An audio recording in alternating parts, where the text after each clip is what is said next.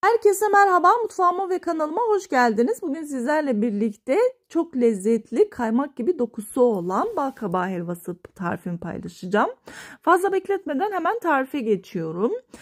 Evet, gördüğünüz bu kabağın kabuklarını güzelce soyduktan sonra dilimlere ayırdım ve tencereme alıp üzerine tam 3 su bardağı şekerimi ilave ediyorum.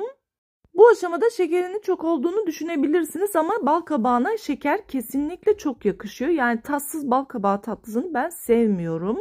Tam bal gibi olmak zorunda. Evet, tatlandırmak için 7-8 adet karanfil ve olmazsa olmaz 1 çay kaşığı tarçın ekledikten sonra kapağını kapatıyorum ve bir gece suyunun salmasını bekliyorum. Evet arkadaşlar, gördüğünüz gibi bal kabağım suyunu gayet güzel saldı. Bu aşamadan sonra ocağımın altını yakıyorum ve kaynadıktan sonra altını 5 dereceye alıp ağır ağır pişmesini sağlıyorum.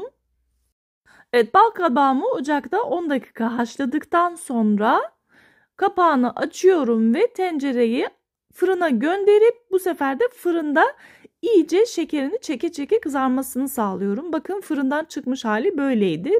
Bunu bu şekilde normal bal kabağı tatlısı olarak da yapabilirsiniz. Aslında bu helvayı yapmak niyetimde yoktu. Sadece bal kabağı tatlısı yapacaktım ama biraz arttı. O yüzden daha fazla da yemek istemedim. Çünkü evde sadece ben yiyorum. Yani o koca tencereyi sadece ben yedim ve komşuma verdim.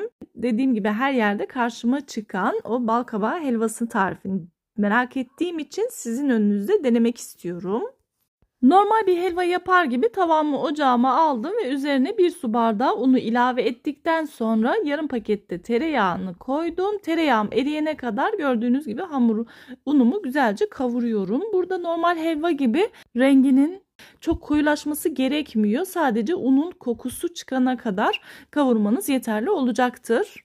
Bu arada bir hatırlatma yapmak istiyorum arkadaşlar. Eğer videomu beğenirseniz beğenmeyi ve bir sonraki videolarımdan haberdar olmak için bildirimleri açıp kanalıma ücretsiz abone olabilirsiniz. Yorum yapmayı da unutmayın inşallah. Bir de beni diğer sosyal medya hesaplarımdan da takip etmek isterseniz eğer Rahma Baylan olarak aramanız yeterli olacaktır. Evet arkadaşlar, gördüğünüz gibi helvamı gayet güzel kavurdum. Renginin bu şekilde olması yeterli oluyor. Bu aşamadan sonra bu tarifte dengenin çok önemli olduğunu düşünüyorum ve sadece 2 yemek kaşığı şeker kullanıyorum. Zaten bal kabağı da ekleyeceğimiz için çok fazla şekere gerek yok. Ama şuna kesinlikle emin olun ki bütün verdiğim ölçüler kesinlikle tam tuttu. Evet, şekerimi ekledikten sonra biraz karıştırdım ve tenceremin dibinde kalan bal kabağının şerbetini ilave ediyorum. Görüyorsunuz, çok fazla değil, sadece yarım çay bardağı. Evet, şerbetini de ilave ettikten sonra karıştırırken kabak tatlılarımı ilave ediyorum ve ettikten sonra da ezerek kavurmaya devam ediyorum. Bu aşamada dilerseniz kabakları daha önceden rondodan geçirebilirsiniz.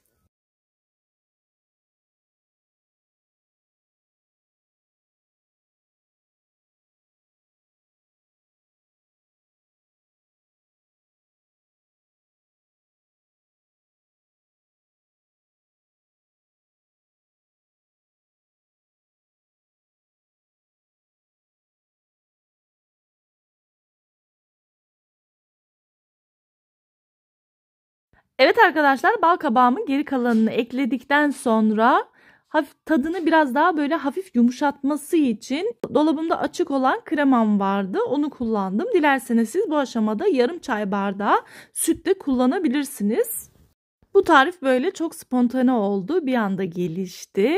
Sizinle de hemen kamerayı açıp paylaşmak istedim ama gerçekten muhteşem bir sonuç oldu. Bakar mısınız kıvamına? Kaymak gibi oldu böyle. Evet, gördüğünüz gibi bal kabağı helvamı yaptım. Bu aşamadan sonra ocağımın altını kapatıyorum ve helvamı güzelce dinlendikten sonra sunum aşamasına geçiyorum. Ben böyle minik kuplarda servis etmek istedim. Siz de dilediğiniz şekilde süsleyebilirsiniz. Üzerine en çok yakıştırdığım tahinini gezdirdikten sonra yeşil fıstıkla süslüyorum. Ama yeşil fıstık yerine tabii ki ceviz de kullanabilirsiniz ki ceviz daha çok yakışıyor. Ben sadece görüntü açısından yeşil fıstık kullandım. Evet arkadaşlar, videomu çekiyorum sandım. Hatta burada gördüğünüz gibi bunun da tadına baktım. Ama maalesef göz göre göre videoyu kayıta almamışım. Oluyor böyle hatalar.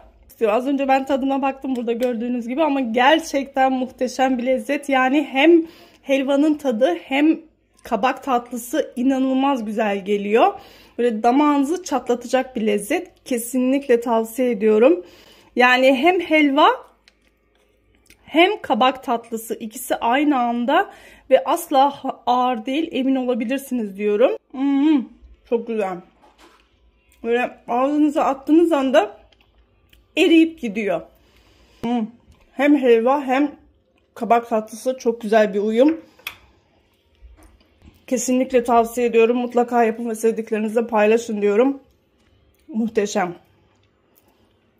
Bir sonraki yeni ve farklı tariflerimde görüşmek üzere. Allah'a emanet olun. Hoşça kalın.